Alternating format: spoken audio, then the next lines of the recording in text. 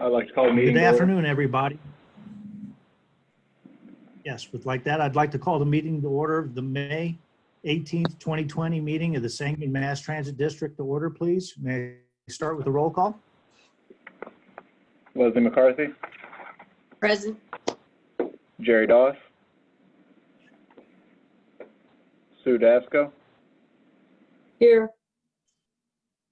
Karen Nacera, Here. Brian Brewer, Present? Wynn Copeland, Here. Sandra Douglas, Here. Rusty Reed. This is Chip Schmadeke sitting in for Rusty. Okay, Chip Schmedeke, Correct. Eric Bush, Steve Shuffle,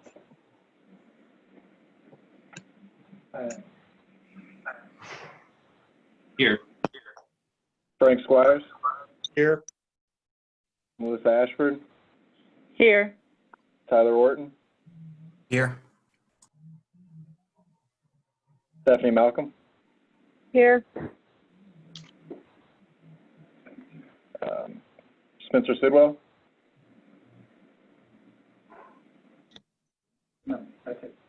And mistake me if I missed anybody. Is there anybody else on the call? This is Jason Sass. Jason Sass. Yes. Okay. All right, thanks very much. Well, it's good to have everybody on this afternoon.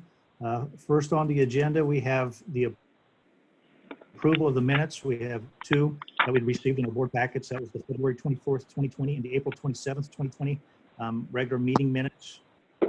Everybody should have ample time to review those. I would ask if there's any comments, questions regarding those or any discussions. Not hearing any, I'll call for a motion. I make a motion, we approve the regular minutes meetings of the February 24th, 2020 and April 27th, 2020. Second. Very good. We have a first and second. All those in favor? Aye. Anybody opposed? Okay, very good. We have approval of the minutes. Next up, Managing Director's Report. Frank, do you have any general comments for the group today? Yes, I have one or two general comments. Starting tomorrow, jump in, Stephanie, if there's been a change. They're starting to install our bus simulator, which will be, I guess, a giant video game where you sit in and you actually drive the bus through the streets of Springfield, and that'll be for training of the drivers. Oh, neat. That'll be cool. Yeah, so if you guys, once it's set up, if you ever want to come in to drive a bus. That would be fun. I want to you get You the could ask if you experience. could do that. Yes. Yes, I played with one 5 or 6 years ago at a meeting in Houston. Tyler was there too, and it was pretty good. The graphics were very limited, but a lot's come along in a long way, in a short way. Mhm, Yeah, mhm. I would like to try it. Oh, it's pretty cool. I bet. Other thing is as you saw in the paper, things are moving forward on the transit district or on the transfer area. And we've gotten our COVID money from the federal government to maintain operations of the district. Great. So we should be in pretty good shape for a year and a half to 2 years, depending on how much we spend the money. Great. Good. Yeah. But I figured that we would be spending the money on operational needs only, which would mean keeping people working. That's important. That's good. Yep. Yeah, you still haven't had to lay anyone off Nope, at all? That's great. not at all. Wonderful. And the buses are now being cleaned minimum twice and up to 3 times a day. Wow, that's great. Uh-huh. That's really good. So that's all for me for now. Okay. Anybody have any questions or comments regarding to Frank? Frank, I guess what I would ask him, do you have an ETA on the simulator to be up and running? Stephanie would know more about the actual installation time. Stephanie? Yeah, they could you said do that, well, they're coming from New York, and that's why it was delayed for 2 months for installation, because they couldn't leave New York. So they're going to call me when they get here, and they said installation should take like 4 to 6 hours. And then, so it should be up and running tomorrow. That we have to get training on it then. I think that's a 3-day training for like Melanie and the trainers, which are actually, our bus drivers. So as soon as we get that scheduled, then it'll be up and ready to go, ready to roll. Okay, very good. Very good. I assume you guys are all over this, but do we have any intent of maybe asking to get a press release out or inviting the media over to take a look? Obviously, with social distancing and some of the requirements we have to adhere to, is that a possibility? Because I think that's a very cutting edge approach to what we do for our drivers. I'd like to make sure that we get that out there. Yeah, we can do that. Okay. And one last follow-up thing, I had anticipated last meeting would be our only virtual meeting. Well, now we have it this week, this month, and I'm not so sure about June as of yet. So we may be doing this one more time. Yeah, it doesn't sound real promising. Mm-hmm. No. No. Well, we'll take that as it comes, but Yeah. I'm glad everybody's continuing to stay productive, and obviously we're moving forward. So that's fantastic. Very good, Frank. All right, let's jump into some reports if we could, please. First item up under reports is the approval of the financial statements and cash disbursements. Those should have been sent along in your packets as well too, and hopefully ample time to approve them. Eric, was there anything that you wanted to point out or mention? Hi, can you hear me? Yes. Yes. Hi, there's actually no reports for the month of April yet. Both our payroll manager and our controller were in school for a few days, and we had such a shortened schedule as it is. So in the interest of keeping timely and accurate information, we took the extra couple of days to get it right. So we'll send it out here when we close the month here in the next day or two. Very good. Then it wasn't just me. No. Okay, very good. Didn't have a chance to ask anybody else, but okay, very good. We'll look forward to those. Let's jump into some board committee reports then. Anything from the Finance Investment Committee today? We did not meet this month, Mr. Chairman. Okay, thank you very much. Is there anything from the Operations Committee? I'll defer to Melissa. Hello, everyone. I would like to point out first thing is your ridership reports for our paratransit and fixed route services that were included in your board packets. This is the first full month. April was the first full month where we seen ridership numbers reflected due to our COVID response. As you can see in per our discussions at the last board meeting, we are seeing a 60% decrease in ridership for fixed route and 57% decrease in paratransit. Just kind of giving you the idea of what we've been talking about is what we're experiencing with our first full month under that response. We're continuing to monitor that as we go forward, and we'll see where that takes us. We haven't had any new procedural changes since the last board report we gave with our COVID response. We're holding steady with what we're doing currently, and it's working real well, so we're not trying to rock that boat right now, to put it lightly. We are currently bidding the summer schedules for our fixed route buses so that when we are prepared for that increase in ridership, as the stay-at-home orders relax and businesses start opening up, people go back to work, we're prepared to implement the adjusted schedule so that we have more buses out there to handle the demand. So we're doing everything on the backside so that we're kind of running two races here, keeping ourselves steady with the COVID response, but also keeping our plan in the background so that when we're ready to go back to regular schedules to get people to work when it's time to go back to work, we're ready. So, and we do plan on being able to implement that within a week. Within a week of that ridership being a parent. That would gives us time to update our Clever software so our schedules that we advertise are out there and it's all correct. So it's a little bit of a timeline that we have to monitor, but Tyler's on it and everybody's doing a good job with working on keeping that going. So we're in a good spot. Good. As best as we can be.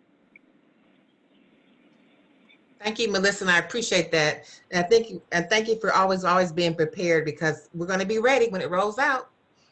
Yeah, we're waiting. I think All everybody's waiting. You need to put a purchase order in. Yeah, And flexibility is a byword these days. Mhm. it is. It definitely is. And we're doing, everybody over here, we're all doing our best to remain flexible, and they're doing a great job. They've had a lot thrown at them, and they're handling it really well. And a short period of time too. Right. Exactly. And it's something, and it's actually something we haven't really seen before. It certainly is. But you're doing a great job. Thank you again. Well, thank you. We appreciate it. Mhm. And that's all I got. All right, then, thanks. Okay, thank you. Anything from administration today? Nothing new, but I'd also like to throw in a big thank you to everyone who's had to adjust to a lot of new challenges and changes. We're all, I'm sure I speak for the board, that we're very, very proud of how you've all handled this weird situation. So Right. thank you. Yes, thank you. Yep. You're doing a great job. Well said, everyone. Thank you. Okay, next up, Planning Commission report. We know we have Jason. Jason on. Jason, how are you doing? I'm doing well. We are working Jason, from you still with home. us? Yeah, I'm still here. Can you hear me? Yes. Yes. Okay. Yes. Brian's screen froze up on my connection here, so this Yeah, is mine too. Zoom stuff. Yeah, we're working from home.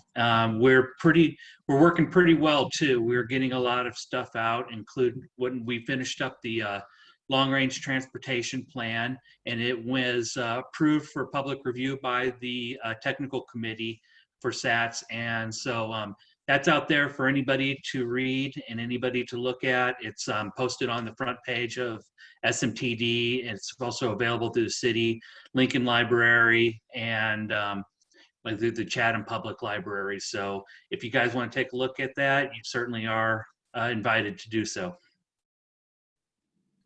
Okay. Still being very productive, even with all the challenges, correct? That is correct. Yes. Well, Waiting for our opportunity to get back in. Yeah, Thank you. Anybody have any questions or comments for Jason? Okay. Last up on the reports is, I don't believe Pete is with us. Frank, was there anything from the Disabled Person Advisory Committee?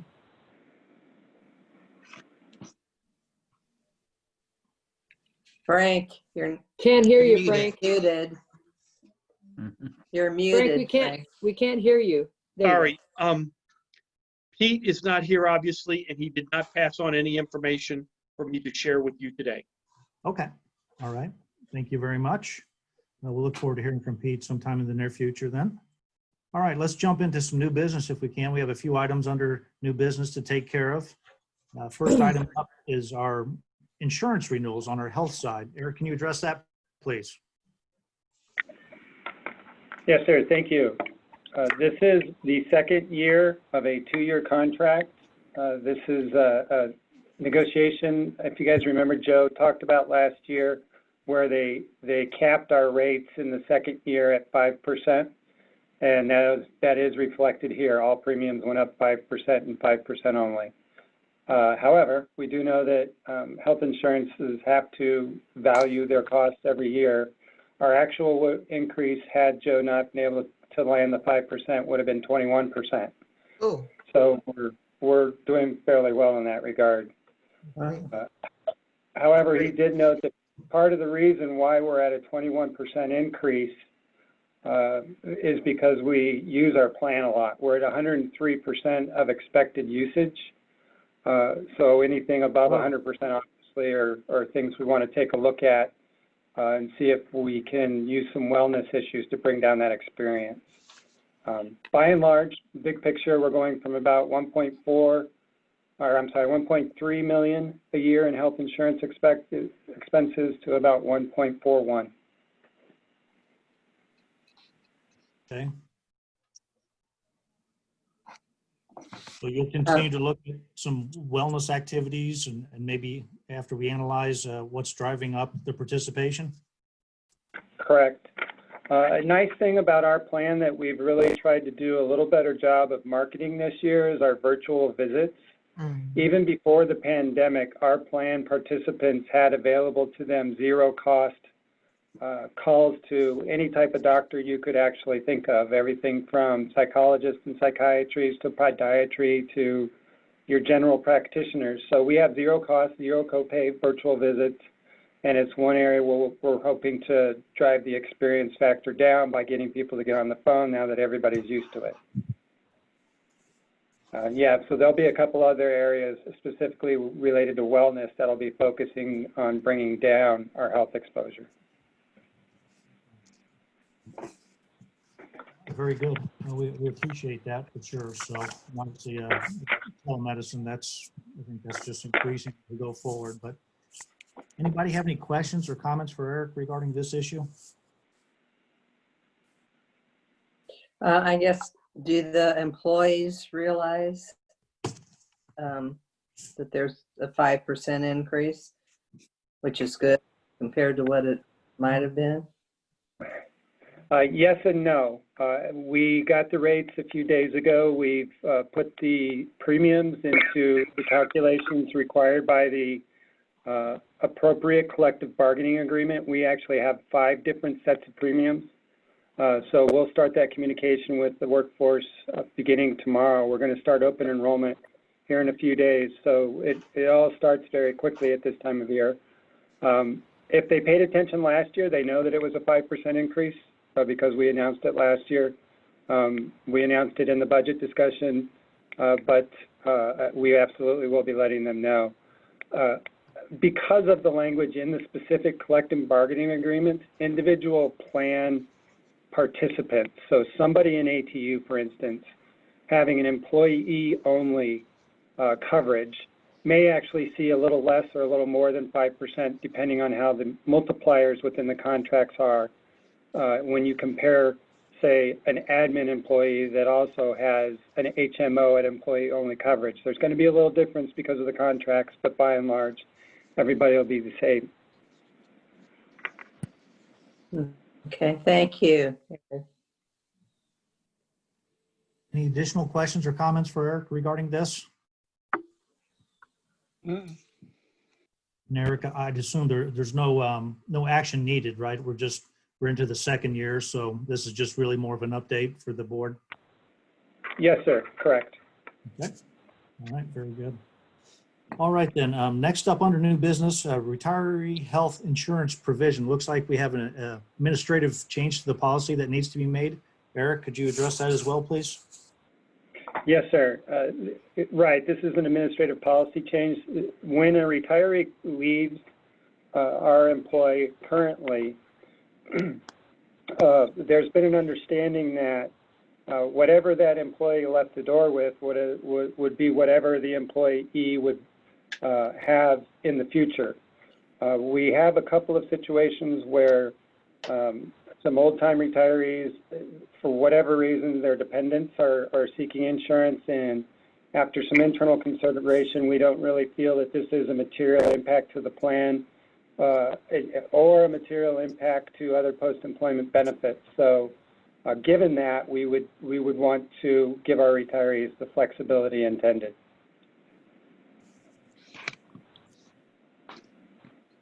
Okay. Seems fairly straightforward, but I'll ask for any questions or comments regarding this. I assume there's no additional cost to us, am I right?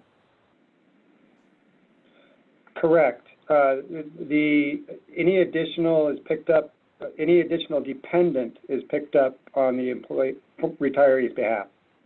Right. Thank you. Okay. Any further discussion?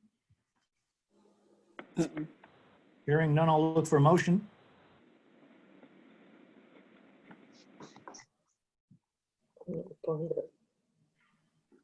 This is when I'll make a motion that we approve the policy allowing retirees' families to purchase insurance through the insurance that we offer them.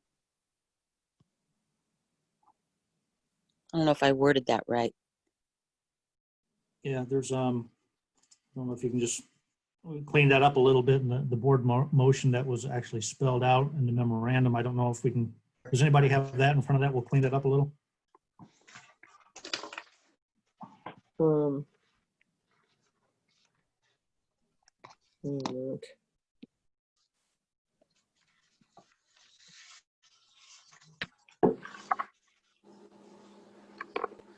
Eric, if you could, please just reiterate.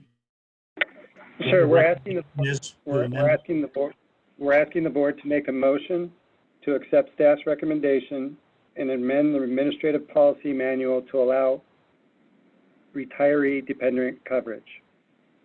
I don't see that on here. That's my motion. This is when. Okay. I'll second the motion. All right, then we have a first and second. All those in favor? Aye. Aye.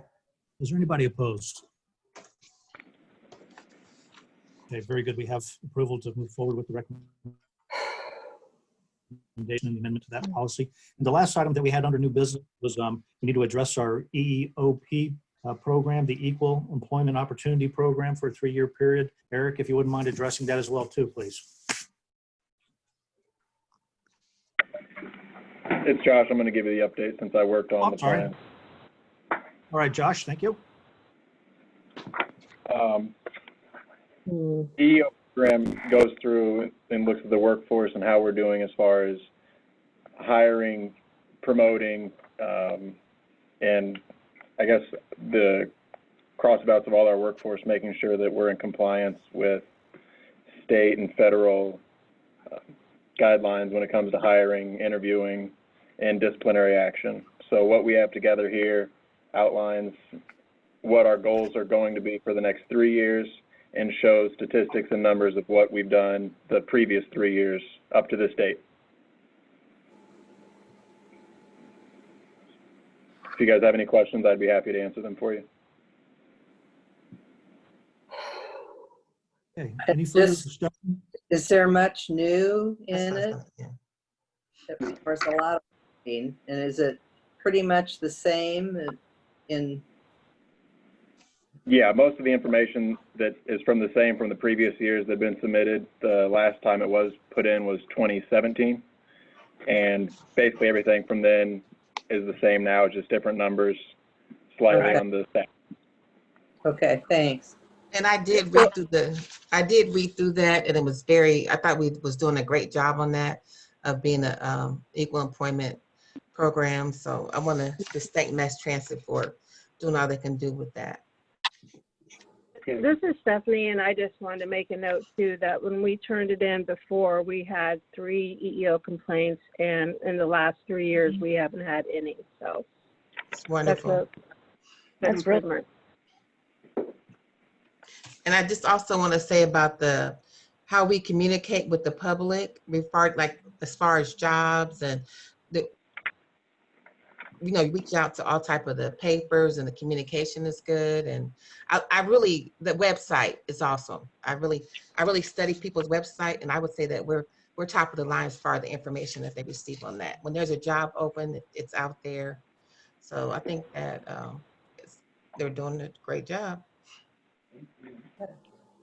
Thank you. Do we have to make a motion on this or anything, Brian?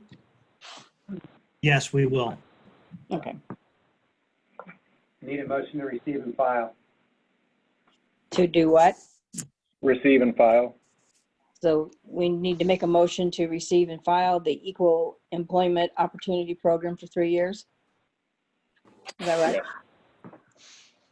Second, this is Sue. Okay. Looks like we have a first and second for that authorizing resolution. All those in favor signify by saying aye. Aye. Is anybody opposed? Okay, very good. We have approval to move forward with that. And I'm sorry, folks, it seems like we're having maybe a little bit of technical difficulty. So our new business, I know we're live on Facebook. Is there any public comments today? I'm looking at the Facebook now. Nothing so far on the comments, but we can wait a minute if you'd like.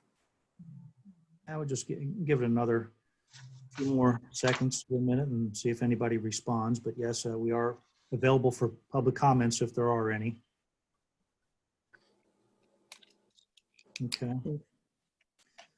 But other than that, I do realize we still have a lot of difficulties with our normal operations. So on behalf of the board of trustees to everybody there at the district, we appreciate the team effort. We appreciate everybody being flexible and adapting to the different changes that you have in policies and procedures, and everybody's doing a good job. So I know we've had plenty of comments, but everybody on the call today, if you could please take that back to your respective departments and please communicate that on behalf of the board of trustees, I'd appreciate it. So having no public comments, I guess I will ask if there's any additional business to come before the board today.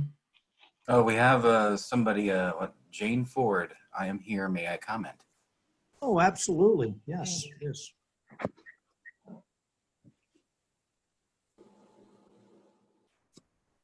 Brian, Jane Ford is trying to comment.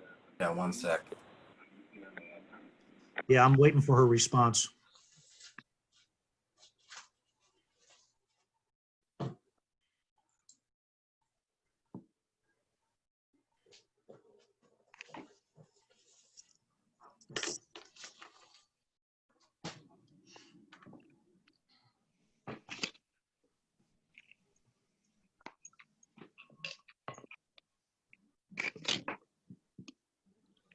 Is there a comment coming through yet? Nothing yet. I just replied to let her know we can relay the comment. If she wants to leave it, she may be taking just a moment just to type it out.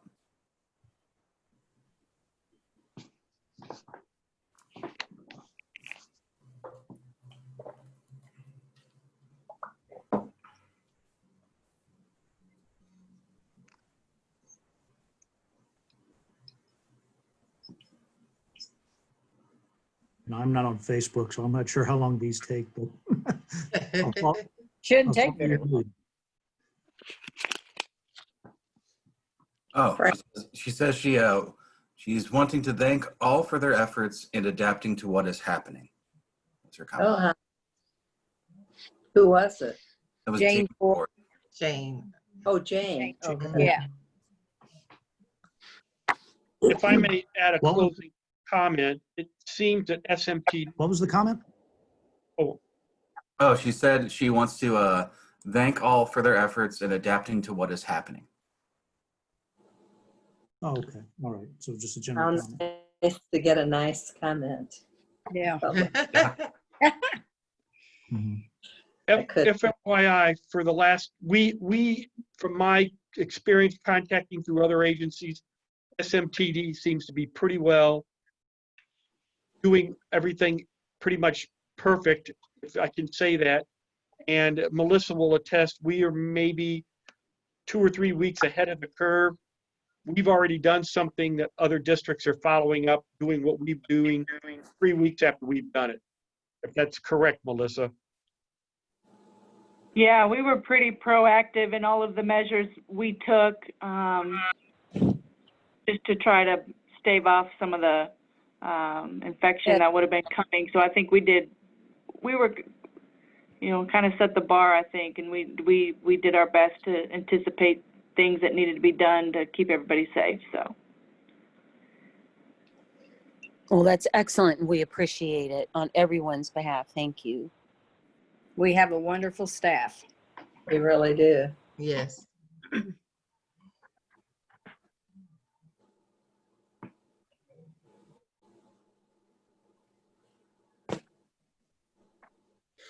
And while we're at it, we want to thank, I'm sure, Jane Ford and Friends of Transit for helping us always in such a positive manner and spread the word about announcements that we're making and changes and so forth. That's always welcome and much appreciated.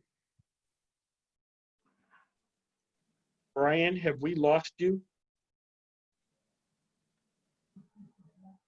Did he freeze up? It says Brian Brewer Oh. left. Oh, He's there he is. gone. He's back. He's back. There he is. I lost No. everybody for a little bit there. I apologize. Did Yeah. you have a second on the adjournment? Right. I move we adjourn. I move we adjourn. Second, this is Leslie. This, very that good. was We have- Sue. Okay, very good. We have a first and second. All those in favor? Bye, Anybody Aye. opposed? Right, Bye. folks. everybody. Have a good month. Oh, have a Thank good you. holiday next week. Have a good holiday. Have a wonderful Memorial Day weekend. Yes. Yeah, right. Thank you. Hopefully we well, can all everyone. dry out and soak up a ray. That's it. Bye, everybody. All right, bye. Have a Bye. great Be well, weekend. Great everyone. week. Two. Thank you. Bye-bye. Bye.